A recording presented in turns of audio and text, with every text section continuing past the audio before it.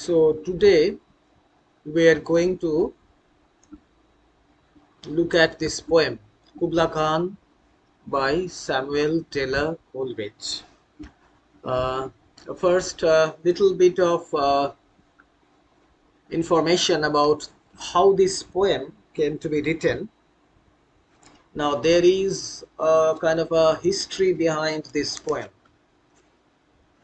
Coleridge, as you are well aware, Coleridge was William Wordsworth's friend and collaborated in that collection of poems, the Lyrical Ballads, which was published in 1798, and it was a collection where Coleridge had contributed 4 poems. Now, this poem, Kubla Khan, was written most probably around 1797, and regarding the background of this poem, what had happened, Coleridge himself had talked about this poem, how it was written, and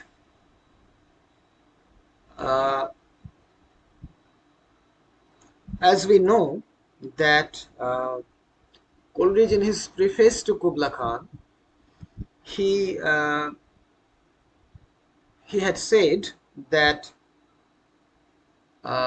in those days, during the late 1790s, he used to take opium to relieve his pain,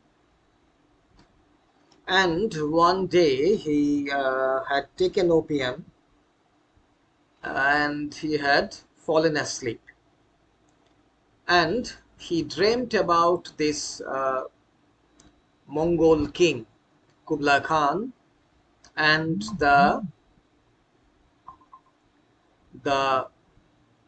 palace, stately and magnificent palace that he had ordered to be built. But unfortunately, what happened? No,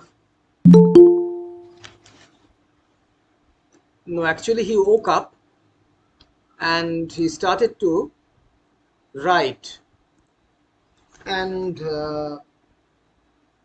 after writing about 50 odd lines, most probably, a person from a place called Porlock came and interrupted him, and he had to talk with him for about an hour, and after that time he was free again.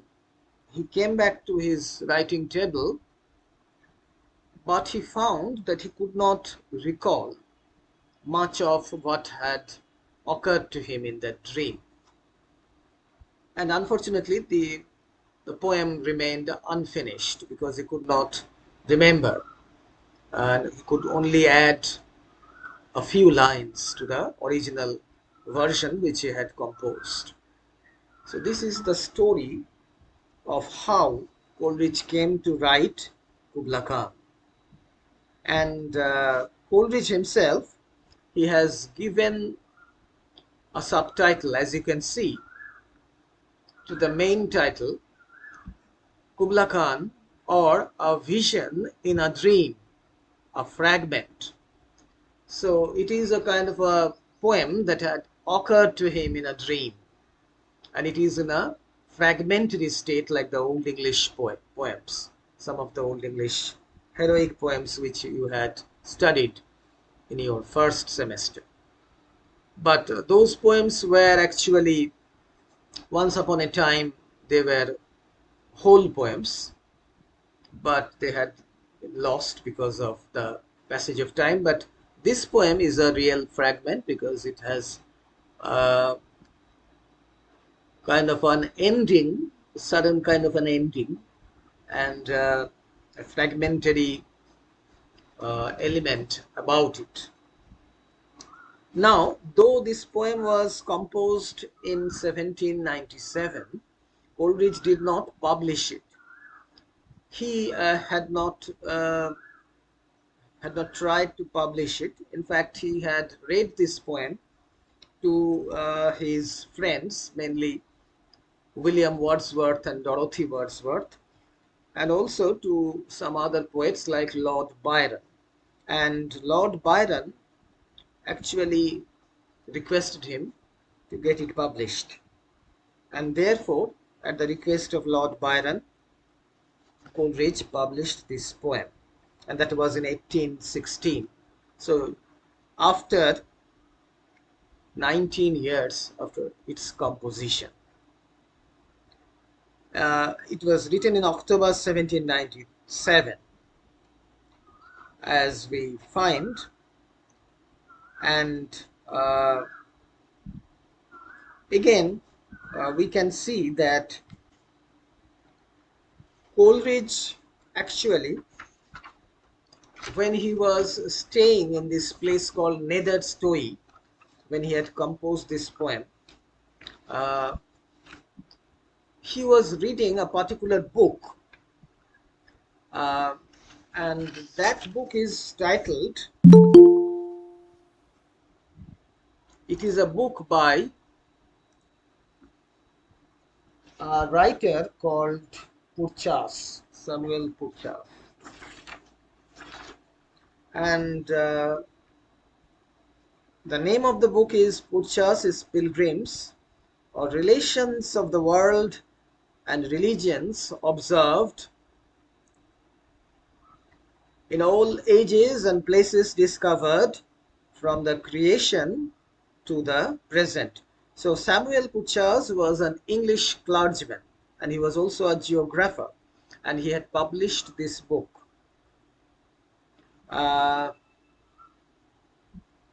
But it contains certain descriptions of a place called Xanadu, and this Xanadu was the summer capital of the Mongol king Kubla Khan or Kublai Khan. So this Kublai Khan, as we will see, he was in fact a descendant, or he was the grandson of the Mongol king Genghis Khan, or Chengiz Khan as he is called, and he was a founder of the Mongol Empire, as we know, Genghis Khan. Chengiz's grandson was this Kublai Khan, and as we can see that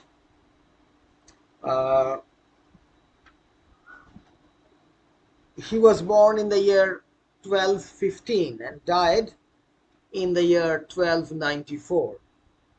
He was a Mongolian general, a king, and a statesman, and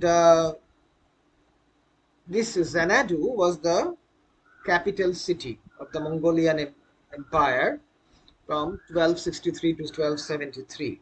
So Kublai Khan had it as his capital, and later it was the summer capital from 1274 to 1364. Now, both Chengiz Khan and Kublai Khan, they belong to the Yuan dynasty, Y-U-A-N, Yuan dynasty. You know that China in ancient times was ruled by the emperors, and they came from different dynasties. For example, there was this Ming dynasty. So Kublai Khan belonged to the Yuan dynasty, and he it was who had ordered this palace to be built, this very magnificent palace. Now, as we can see that in Purchas' Pilgrimage, the book that actually Coleridge was reading,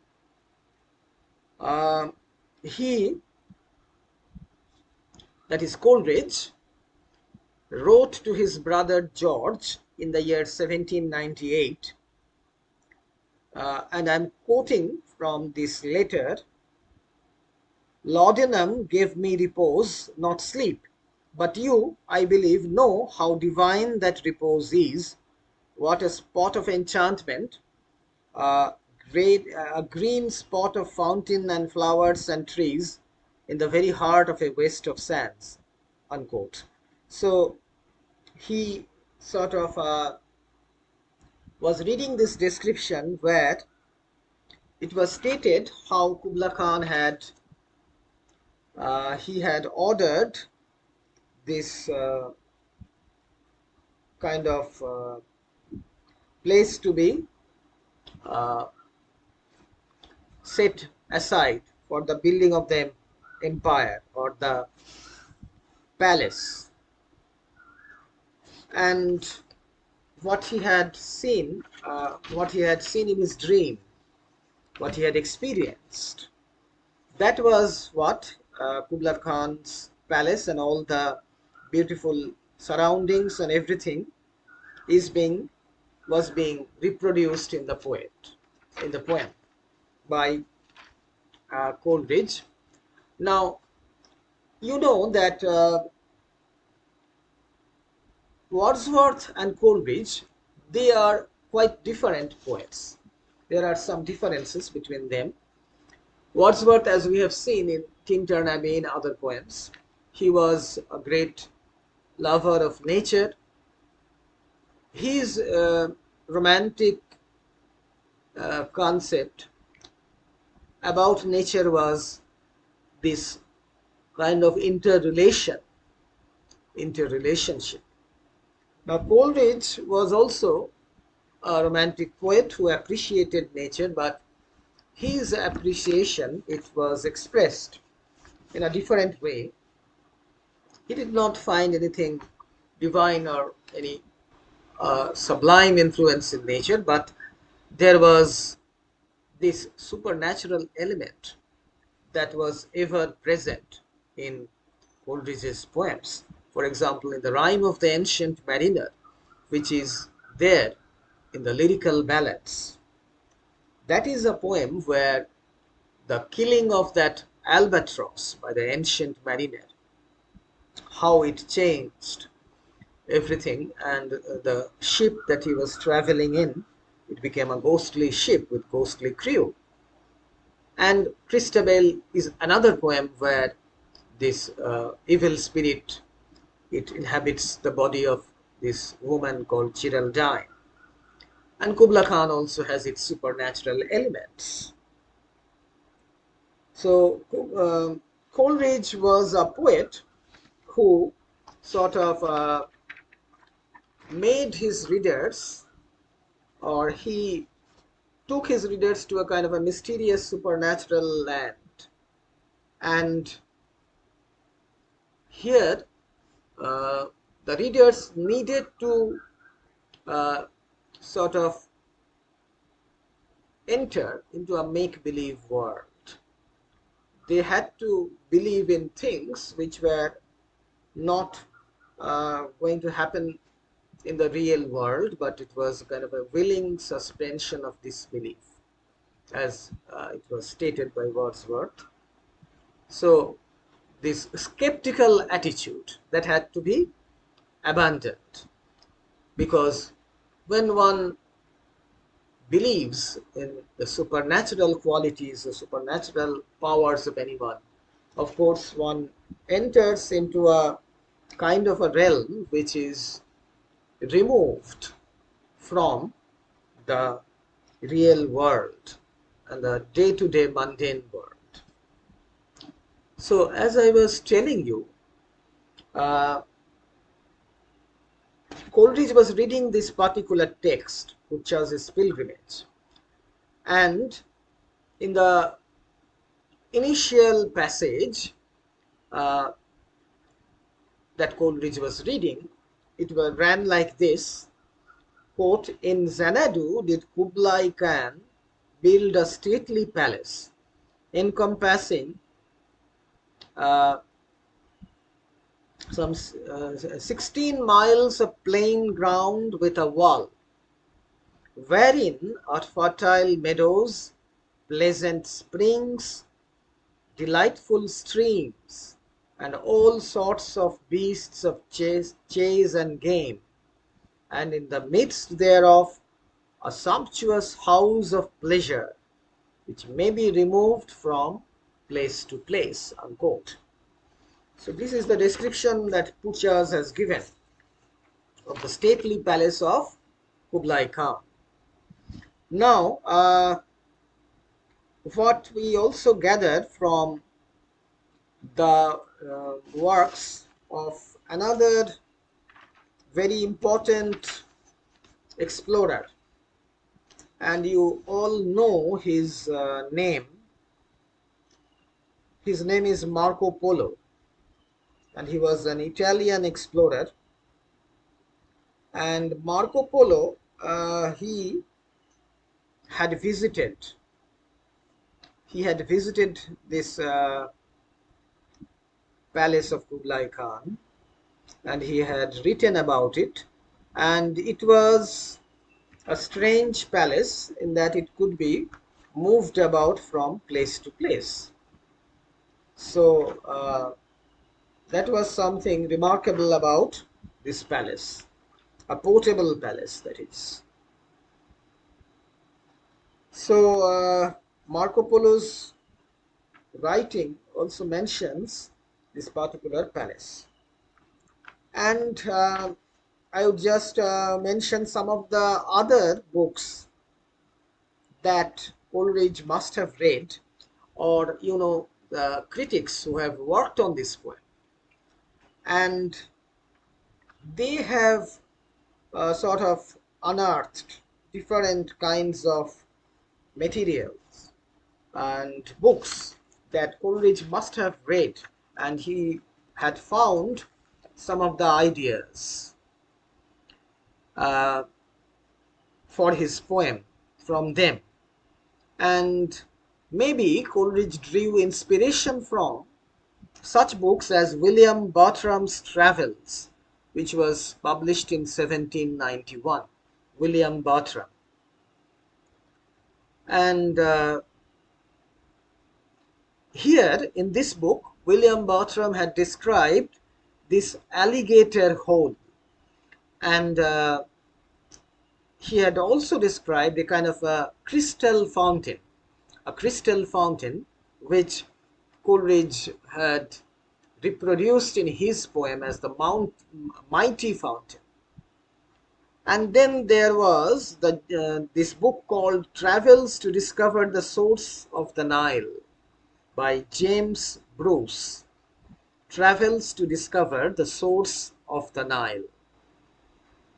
So the course that the river Nile took, that is being reproduced in this sacred river Alph, as it is described in the third line of this poem, where Alph, the sacred river, ran.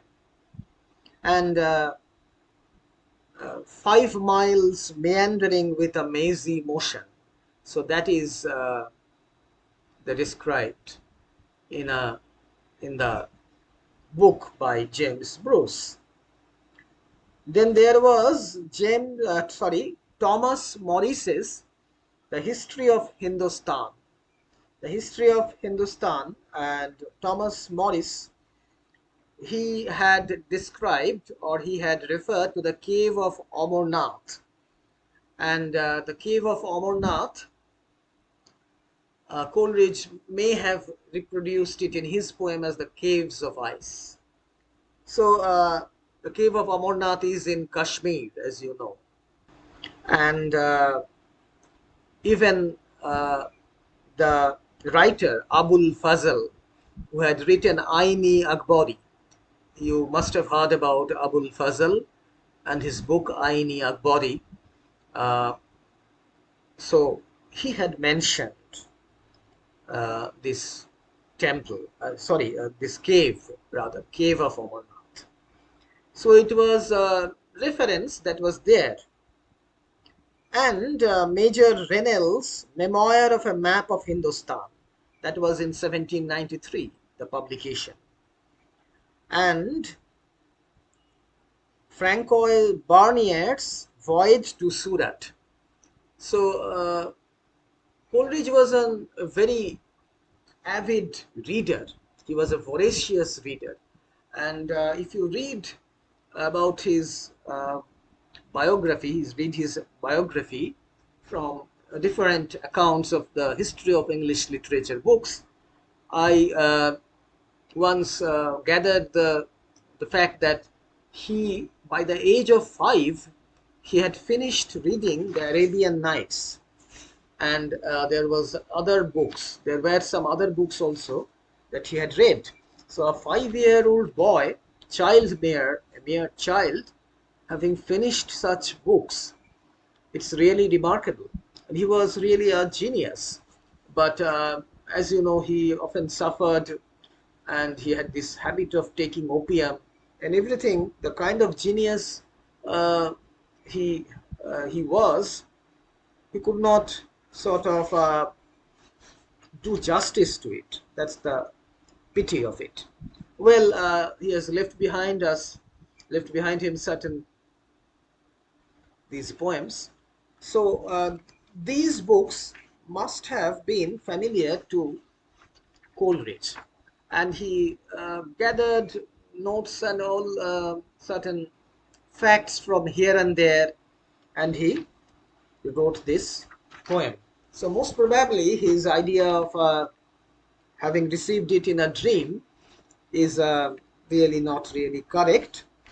It might be correct, but of course it is thought that the second part of the poem, that about this damsel playing a dulcimer and the inspired poet, the image of the inspired poet, that was added later on.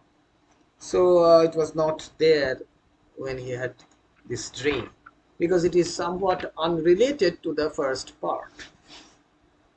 Okay, so this is the background of the how the poem was written according to Coleridge himself, and it is a remarkable kind of a story really. And there are certain references also. So we will read the poem. We will start today, and by Coleridge's own confession, it is a vision in a dream. Vision in a dream, it is a fragment. So let us read first.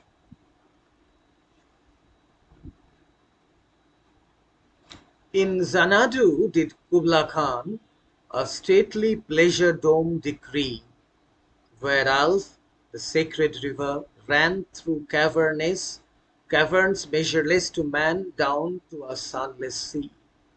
So in the first part of the poem, you can see that there are several lines that are run-on lines, that is, there's no full stop here. In Xanadu did Kubla Khan a stately pleasure dome decree, where Alf, the sacred river, ran through caverns measureless to man, down to a sunless sea. So there is a kind of a rhythmical quality about this whole poem, a very beautiful kind of a lilting measure that is there.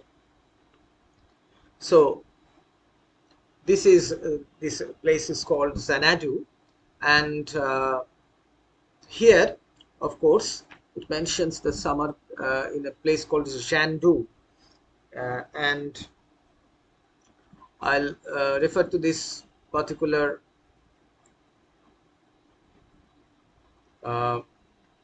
these kind of references. So Jandu, or kind of it was a place, the summer palace of the Mongol ruler. So here, as the poem begins, we see how the great Kubla Khan, he had ordered a magnificent pleasure dome or a palace to be built. Decree Of course, it means that he had ordered it to be built. And obviously, Kubla Khan had wanted this palace to be built in a place where uh, there was this sacred river, the sacred river which was called Alf. Now, this sacred river, of course, it might refer to the river Alpheus, and uh, it was running, or it was flowing through underground caves, caverns. It means underground caves. So caverns measureless to man. So it was not possible for human beings to measure the depth of these caverns, caves, which were uh, there under the ground. And this sacred river Alpheus, it was flowing beneath the ground, and ultimately it was joining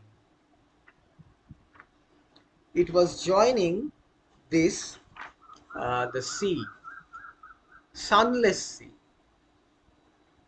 because it was also the sea was also underground. It did not come up.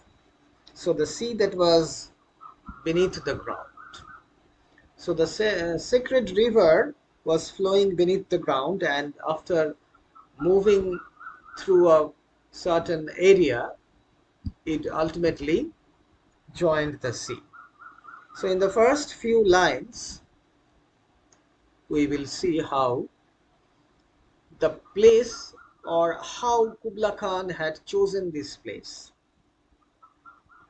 and how uh, some critics like John Livingstone Lewis, as you will find uh, in his writings, he has referred to this sacred river Alf as the sacred river Nile. Now the Nile was sacred to the Egyptians, of course. Now Coleridge, of course, was familiar with James Bruce's travels to discover the source of the Nile. So this is one interpretation, that Alf is really river Nile. But there is another critic called John Beard. John Beard suggests that Alf is the river Alpheus, which was the sacred river of Greece. So the two, uh, interpretations about this river Alf is extant. So two critics, they have different opinions about this sacred river. So the river Alpheus was also sacred for the Greeks, and the Nile was sacred for the Egyptians. So this is the place where this very wonderful and magnificent palace was built. Kubla Khan had ordered his men to erect this palace here. So twice 5 miles of fertile ground with walls and towers were girdled round, and there were gardens bright with sinuous rills, where blossomed many an incense-bearing tree, and here were forests ancient as the hills, enfolding sunny spots of greenery. So we can see in Purchas's account, we saw how 16 miles were covered, or were chosen for building this magnificent palace. But here we see that twice 5 miles of fertile ground, so 10 miles. 10 miles of fertile ground with walls and towers were girdled round. So uh, actually what was done by Kubla Khan, the place that was chosen, uh, it was 10 miles of fertile ground that was chosen, and it was uh, sort of girdled round. That is, the some towers were built and a big wall that was built, so as to separate this area from the other places. And there were gardens bright with sinuous rills.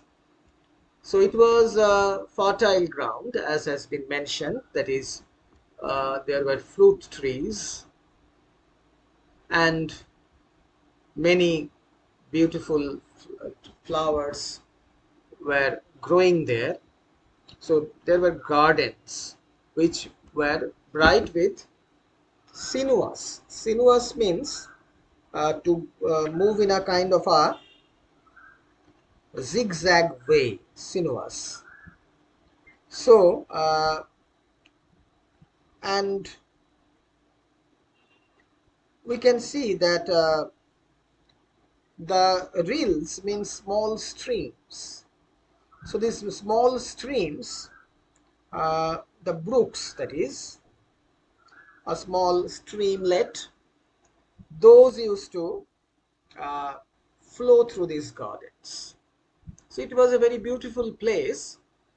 It was a place which was full of many uh, trees, as is mentioned in the very next line, where blossomed many an incense-bearing tree.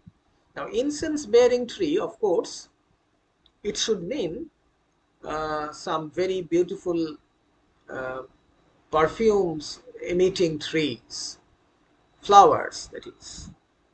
So, the flowers which emitted very sweet smell, and the streams used to flow. So we can imagine how beautiful that place was. And here were forests, ancient as the hills, enfolding sunny spots of greenery. So the uh, forest areas were there, and that place was in fact quite old, ancient as the hills, and uh, therefore this was a spot of greenery. It was a spot of greenery which uh, sort of was the place where this, for Kubla Khan, the palace was built there. So in the very first stanza, we get the information how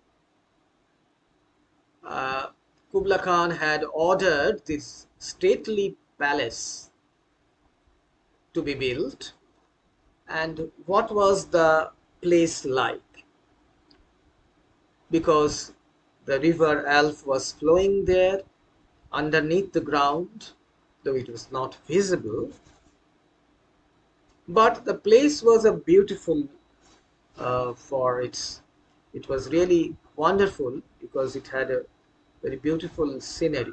Natural beauty was uh, there. One could see the natural beauty of the place. So this is the place which Kubla Khan had chosen for his palace. And then in the second stanza, we come to this description.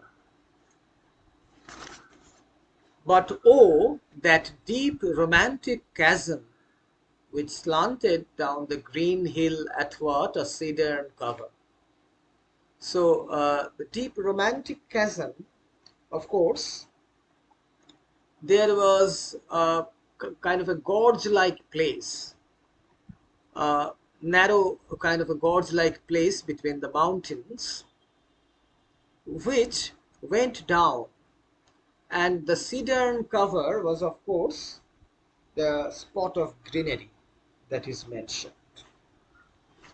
And it had a kind of a mysterious quality about it.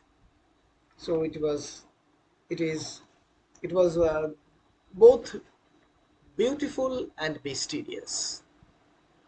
And it went straight down green hill athwart a cedar cover, down the green hill, down the side of the green hill. A savage place, as holy and enchanted as air beneath a waning moon, was haunted by woman wailing for her demon lover.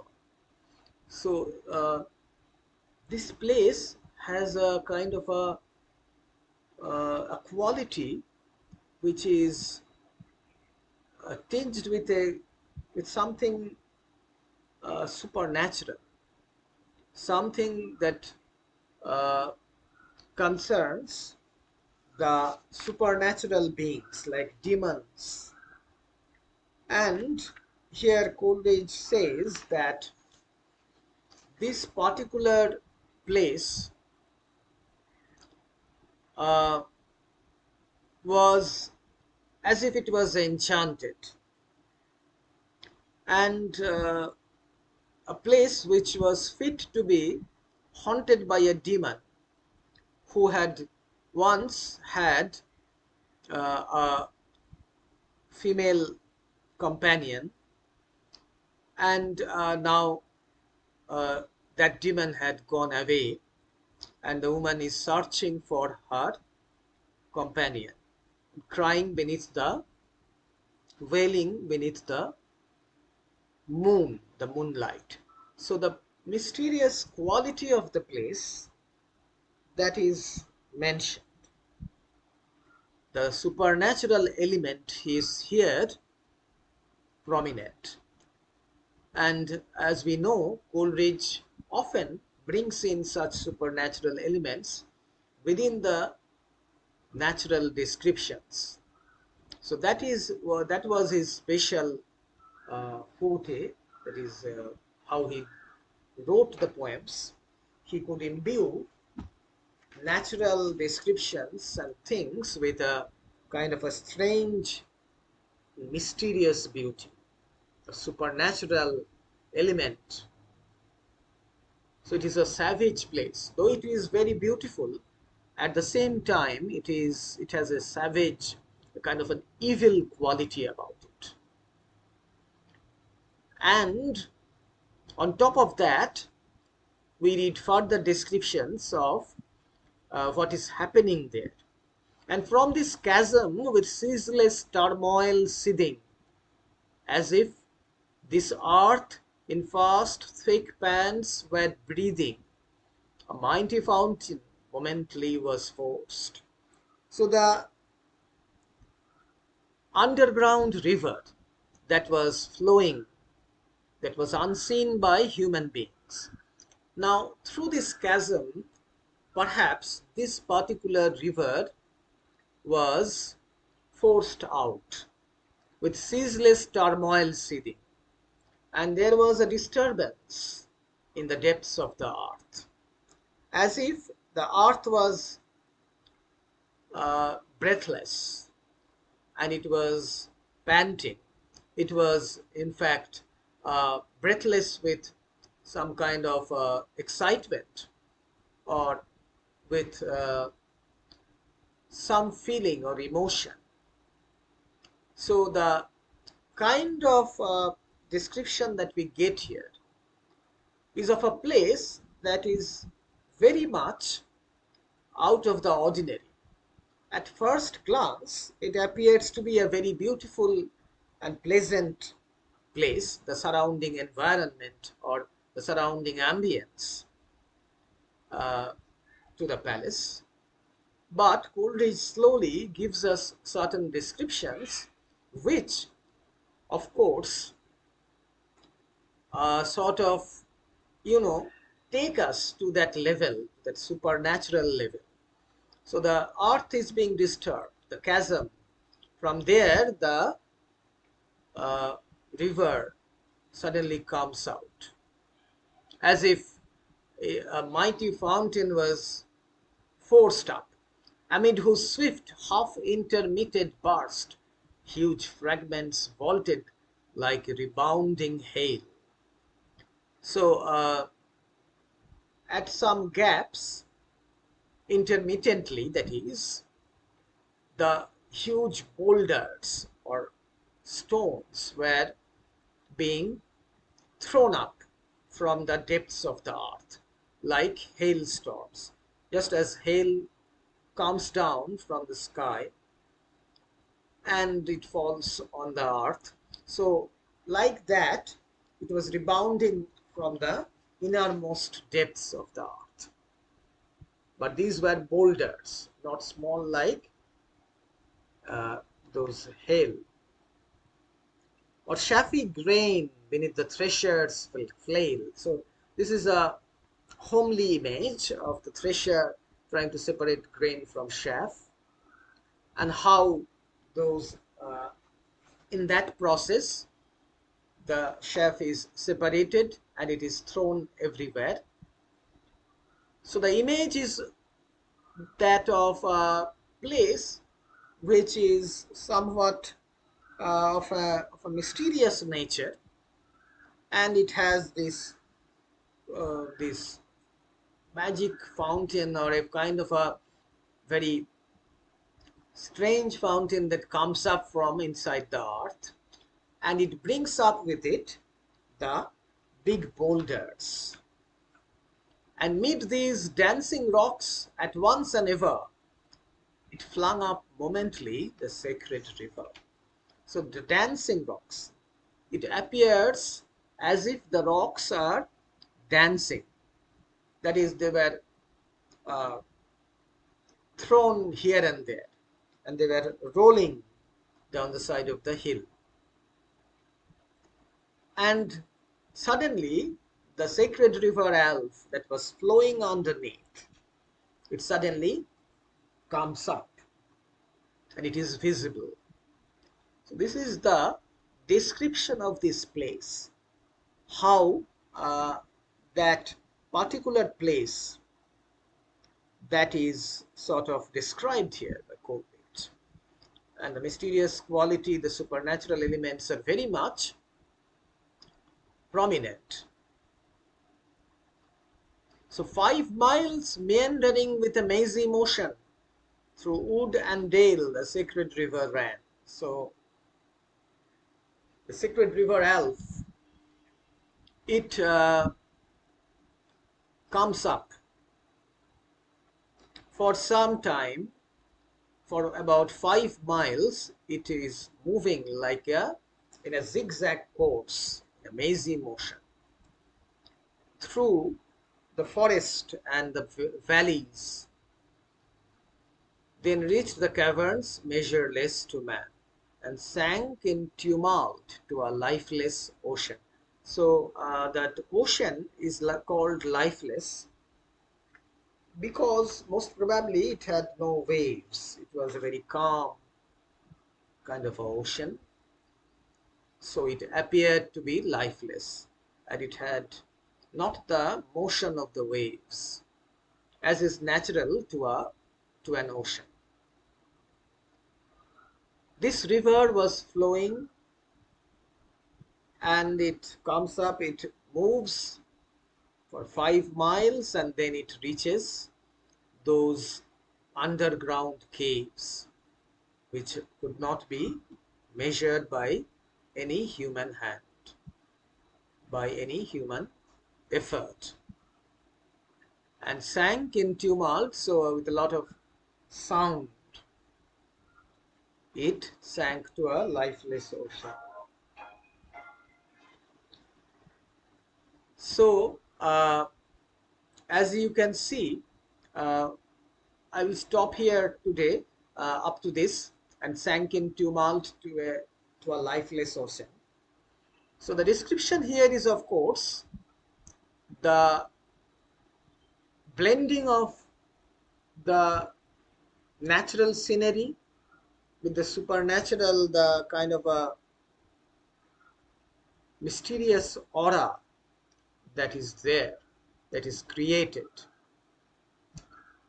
And together, the effect is, of course, that of a kind of a sense of mystery and sense of awe that is created in the minds of the readers. And